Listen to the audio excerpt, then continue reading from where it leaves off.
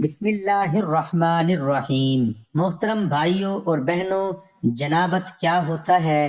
غسل جنابت کا مسنون طریقہ: جب رات کو میاں بیوی ہم بستر ہوں تو صبح کو نماز فجر سے پہلے پہلے، اور اگر دن میں یہ عمل ہو تو اگلی نماز سے پہلے پہلے میاں بیوی دونوں کو غسل کرنا ضروری ہے۔ جنابت یا جنوبی ہونا کہتے ہیں۔ غسل جنابت کرنے کا مسنون طریقہ درج ذیل ہے۔ سب سے پہلے نیت کر کے بسم اللہ الرحمن الرحیم دونوں ہاتھ دھوئے جائیں، پھر شرمگاہ کو دھویا جائے، خواہ اس پر نجاست لگی ہو یا نہ لگی ہو۔ پھر مکمل وضو کرنا چاہیے۔ پہلے داہنے کندھے پر 3 مرتبہ پانی بہانے کے بعد بائیں کندھے پر 3 مرتبہ پانی بہائیں۔ اس کے بعد سر پر 3 مرتبہ پانی ڈالیں، رگڑ کر سارے اعضاء کو دھو لیں۔ قبلہ رخ غسل نہیں کرنا چاہیے، ضرورت سے زیادہ پانی نہیں بہانا چاہیے۔ تنہائی میں غسل کرنا چاہیے۔ اگر غسل خانے میں پانی جمع ہو جاتا ہو تو غسل کرنے کے بعد وہاں سے تھوڑا ہٹ کر اپنے پاؤں کو صاف کرنے چاہیے۔ اگر کسی عورت کی چوٹی پہلے سے بندھی ہوئی ہو اور اسے غسل جنابت کی ضرورت پیش آ جائے تو اس پر چوٹی کھولنا لازم نہیں، بلکہ بالوں کی جڑوں تک پانی پہنچانا کافی ہوگا۔ لیکن اگر بال پہلے ہی سے کھلے ہوئے ہوں تو اب تمام بالوں کو دھونا لازم ہوگا۔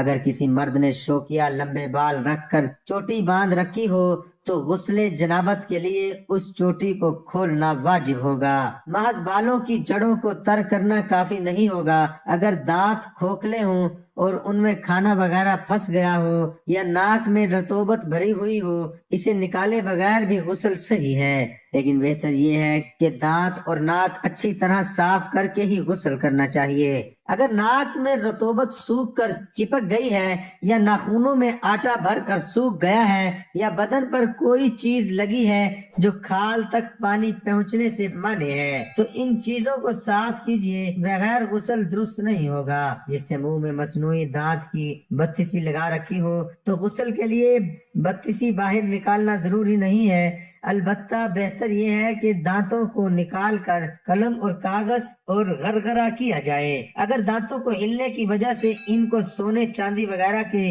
تاروں سے باندھ دیا گیا ہو یا کھوکھلے دانتوں میں مسالہ بھر دیا گیا ہو تو ان کو نکالنا غسل کے لیے ضروری نہیں ہے، محض اوپر سے کلی کرنے سے غسل درست ہو جائے گا۔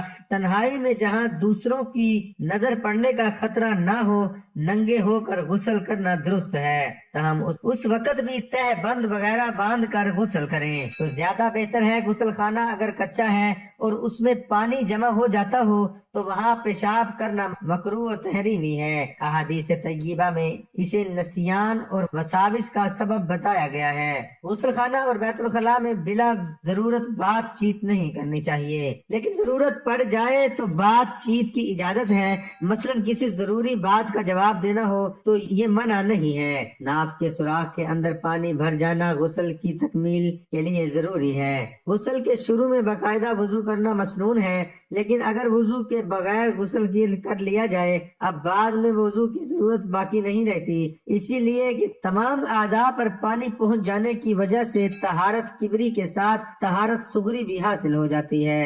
نماز جمعہ عیدین کے لیے غسل کرنا مسنون ہے، اور یہ سنت صحیح قول کے مطابق نماز سے قبل غسل کرنے ہی سے حاصل ہو جاتی ہے۔ اگر عید اور جمعہ ایک ہی دن پڑا جائے اور اس روز غسل جنابت کی بھی ضرورت ہو تو ایک ہی غسل سے جمعہ اور عید کی سنتیں بھی ادا بھی ہو جائے گی، لیکن ثواب کے حصول کے لیے سب کی نیت کرنا ضروری ہے۔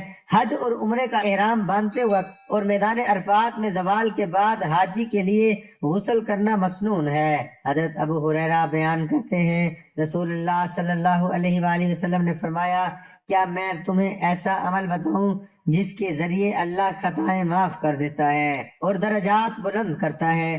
صحابہ نے عرض کیا، کیوں نہیں اللہ کے رسول، ضرور بتائیے۔